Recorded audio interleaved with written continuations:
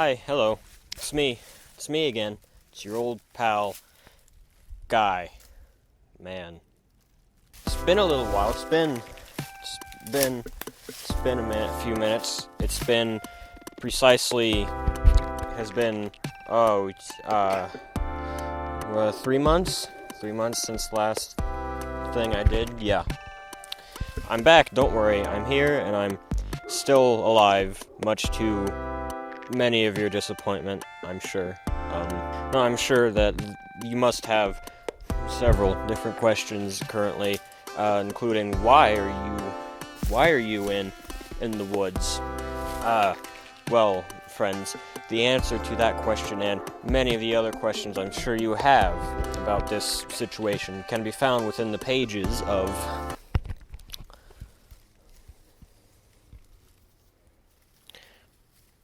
I didn't bring the book with me. It's not out here. Just pretend like I'm holding the book. Can be found within the pages of this book. These books, actually, to be more accurate about it. So come, join me on a journey, a quest, if you will, as I discuss these pieces of paper with words on them. Sound good? Okay. Now, for the uninitiated of you coming into this right now who perhaps don't know what it is I'm here to ramble on to you about this time, Robin Hobb's Farseer Trilogy is it's a trilogy of books of the fantastical nature, released between the years of our Lord 1995 and 1997. And the books, they're good. They're good books. I enjoyed them very greatly. That's the video. Thanks for coming by. See you.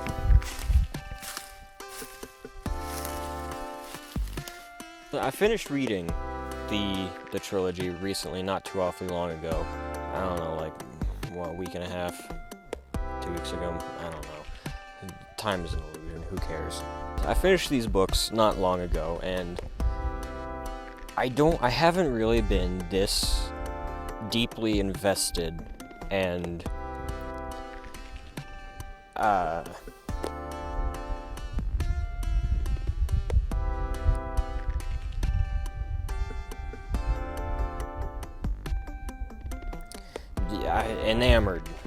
enamored, whatever, with, a series of books, or a book, since probably since I finished Rhythm of War, I guess.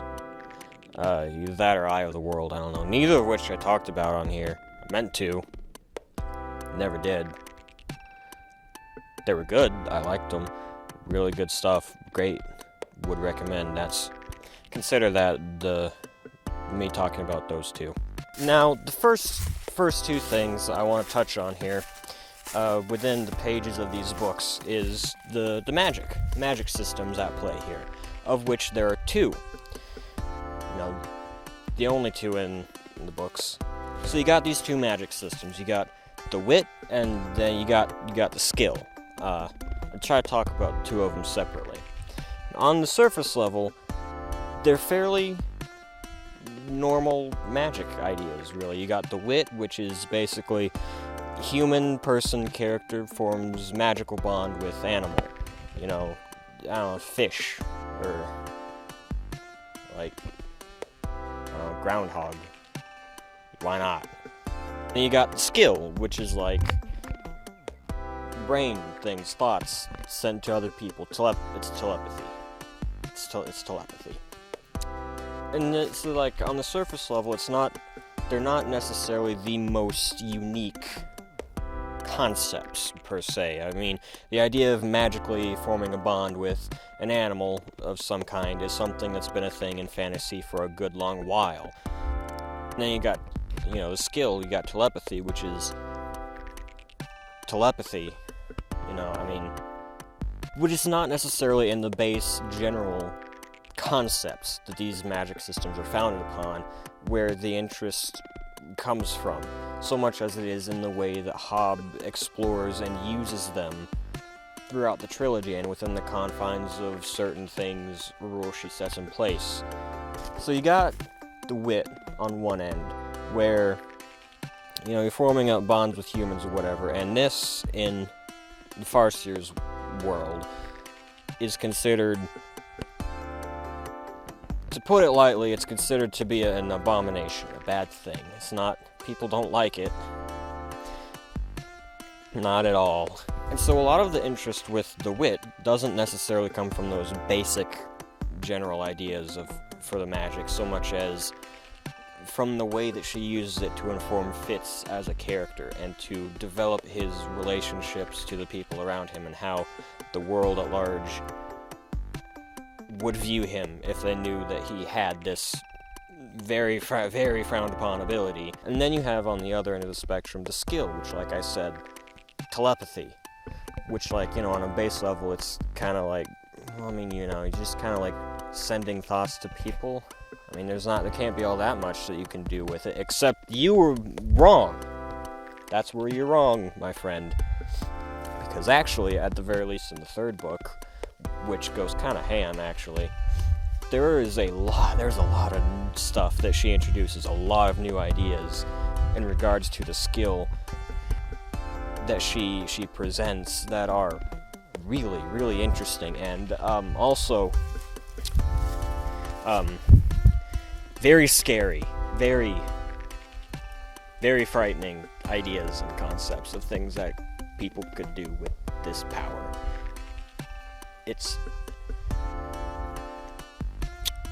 But again, like I said with the wit, a big part of why the skill works so well in these books is the way that she uses it to inform Fitz's character. Specifically, the way that she uses this ability to inform his relationship to the rest of his royal family and the rest of the royal court, because for those of you who don't know, Fitz, he's a bastard. He's a royal bastard is what he is. I mean, like, you know, literally. Unlike some other characters that we'll talk about later.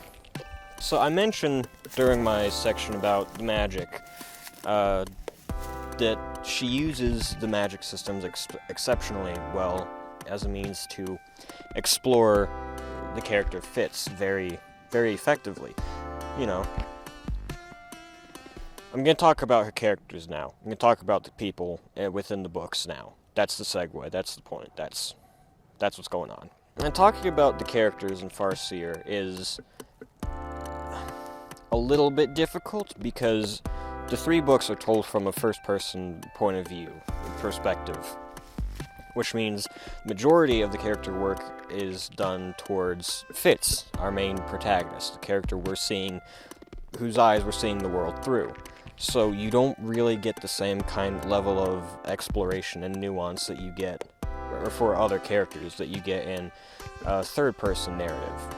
However, the first-person nature of these books does, as I said before, allow for an experience with a main protagonist which is very specially investing and very specially emotionally driven and very specially cool and good.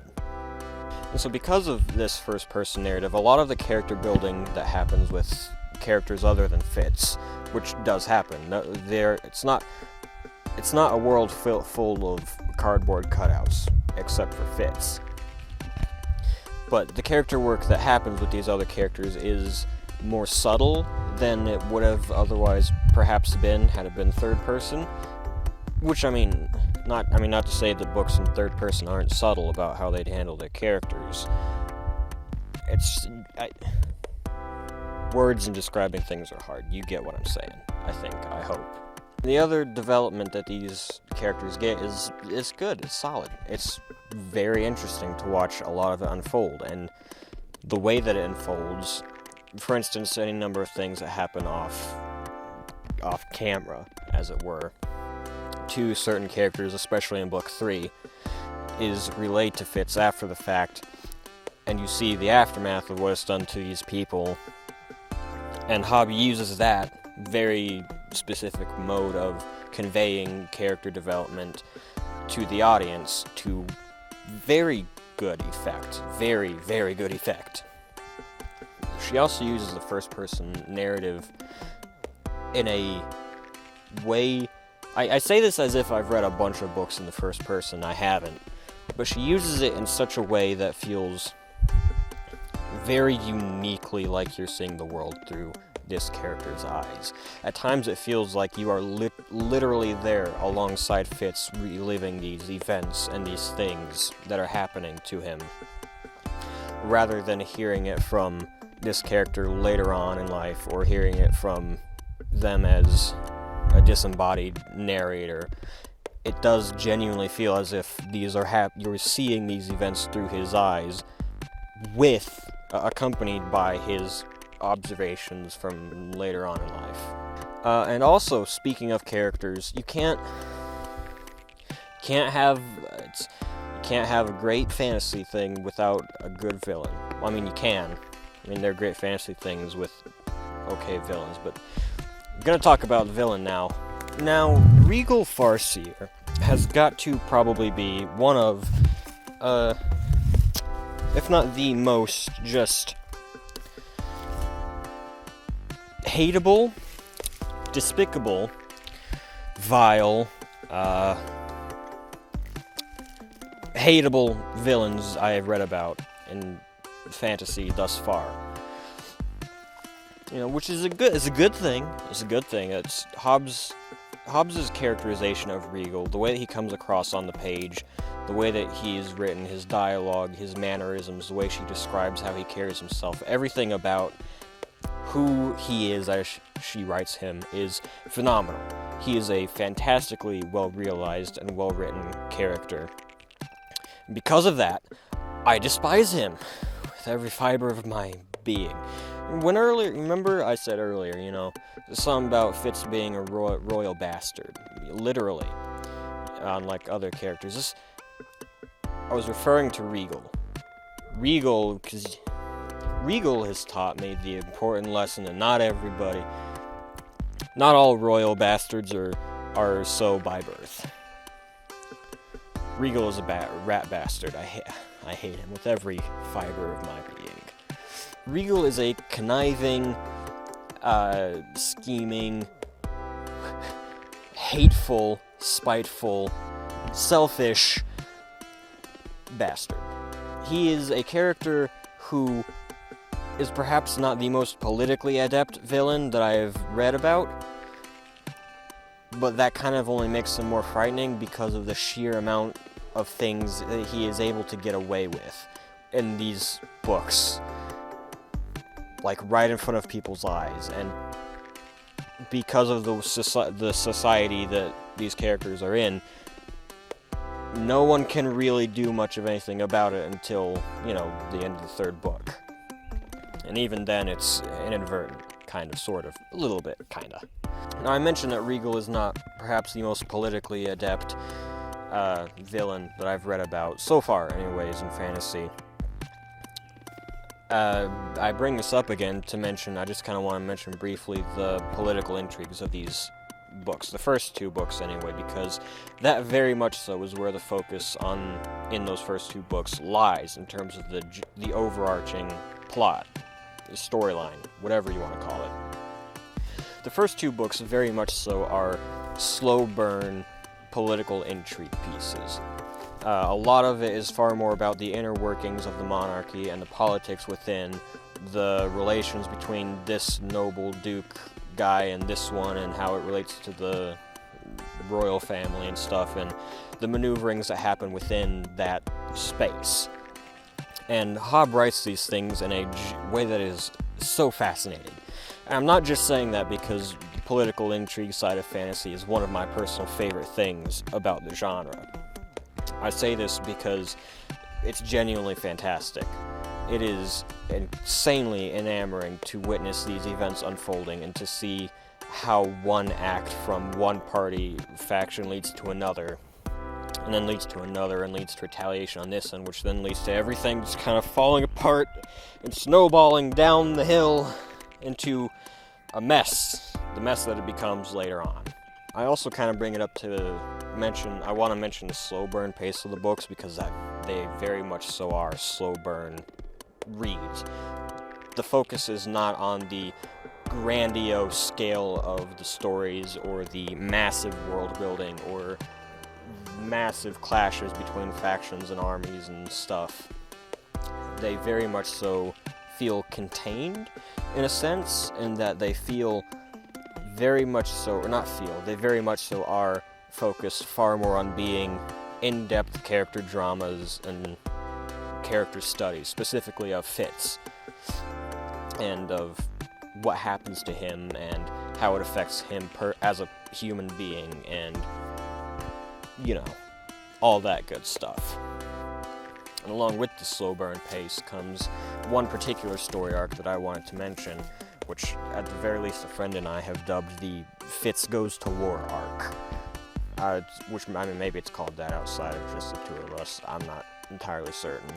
And while I did not find it quite as agonizingly slow to trudge through as this friend of mine did, because unlike him, I'm not a weak little baby man. No, I'm just kidding. Tom's an okay guy when he's not burning down orphanages. While I didn't find it to be as much of a agonizing slow burn as he did, it does do a very good job reinforcing certain things about Hobbs's style of writing her main protagonist, Fitz, that is, and the way that she uses the events within his life to kind of create a framework for examining what goes on with him internally.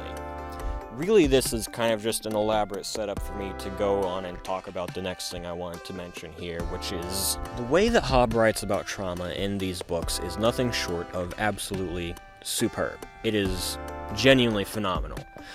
The way that she writes about the things that occur to these characters and the way that these events affect them emotionally, mentally, and otherwise is nothing short of absolutely phenomenal.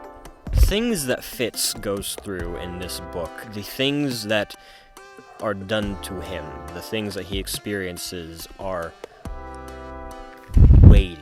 They have such an integral weight to them. The things that he has to bear on his shoulders throughout these books, is wild. When I say that Fitz gets put through the ringer, I don't just mean that he gets put through the ringer. I mean he's put through the ringer and then thrown against a tree, and then the tree is cut or topples down. Point is, the tree falls over on top of him, but then the tree falling down opens up a rift in the earth, and he falls down through the rift in the earth, and just kind of spirals from there, constantly on and on and on, in a seemingly unending, never-ceasing series of hellish experiences. And the way that she uses these things to explore his character and to explore him as a person is genuinely fascinating to read about. It also amazes me that she managed to write Fitz going through these things and then continuing to go through more things to reach his end goal of Assassin's Quest. That is genuinely insane, because the things that happen to Fitz in these books, for any number of other people, for any number of us, I highly doubt that, we would continue to push on towards that next goal. But Hobb writes these things, and she writes Fitz's character in such a way that it makes sense, and she writes them in such a way that it feels natural for Fitz's character, and it feels like the next logical step for him to take on his journey, literally and metaphorically. I think that's probably where I'm gonna end my little rambling about these books this time around. I do, however, just want to mention as one final little note, the way that Hobb ends each of these 3 books is phenomenal. I don't mean like the third act climaxes so much as I mean the literal closing words of every book within this trilogy is bone-chilling. the closing words to Assassin's Apprentice and Royal Assassin, Assassin's Quest are supremely affecting in how they hit the reader. My personal favorite out of these three being the closing lines of Royal Assassin, which for some reason just struck me very deeply for some reason. Now, I mentioned earlier at the beginning of this that you may have several questions, including, why am I talking about these books out here in the woods? And I said that the answer lies within the pages. And really, the fact of the matter in regards to that is, I lied. The answer's not within the pages of the Farseer Trilogy. I lied to your face. I'm a bold-faced liar. Truth is, I'm out here because I'm doing this because I wanted to do it out here in the woods. Why not? Who's gonna stop me? You? Huh? Punk? I didn't think so. Why aren't you out here, huh? Where are you at? Why aren't you out here, huh? What are you doing right now so important, so special, huh? Your parents proud of you? That's what I thought. So anyway, I'm gonna just leave talking about Farseer there for now. In the future, I would like to maybe do a little bit more of an in-depth discussion about certain things within the trilogy, but that would not be for a good long while after I've reread the trilogy at least one more time and have been able to really sit on the deeper aspects of it. But maybe one day in the future, maybe one day when we meet again, I don't know, who knows, maybe none of you guys will see me again ever. Maybe this time I will go off and disappear for good, huh? You'd like that, wouldn't you? Yeah, figured as much. Anyway, I've decided to forsake society. I'm going to go live in the woods and become a hermit. So, I don't know. See you in the afterlife or something.